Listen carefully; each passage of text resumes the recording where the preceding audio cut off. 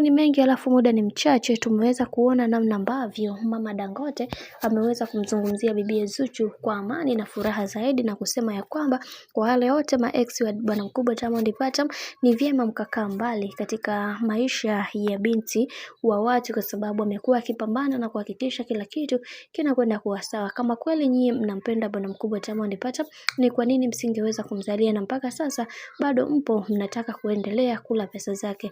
Hili jambo Mama Dangote liweza kumkera, na leo hii ameweza kufunguka akisema ya kwamba katika mwanamke mwenye nidhamu na heshima kubwa ni bibi Zuchu pekee, nyie wengine mpo kimaslahi zaidi. Na kwa hiki kinachoendelea, wengi wao mtajifunza sana kutokana na haya ambayo yanayoendelea, na Mwenyezi Mungu aendelee kuwapambania na kuwafanya muwe hivyo hivyo jinsi alivyo, kwa sababu bado hamna heshima wala adabu.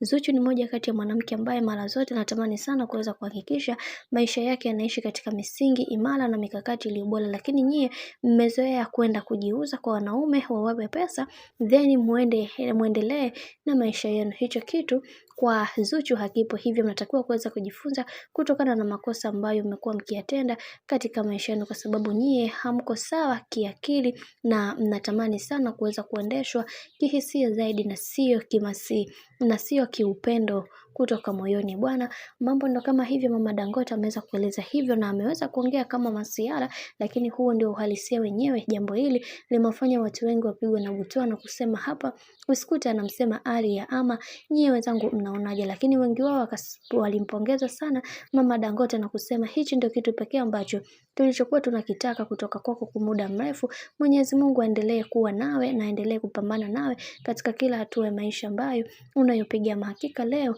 umeweza kugundua namna ambavyo bibi Zuchu anampenda mtoto wako.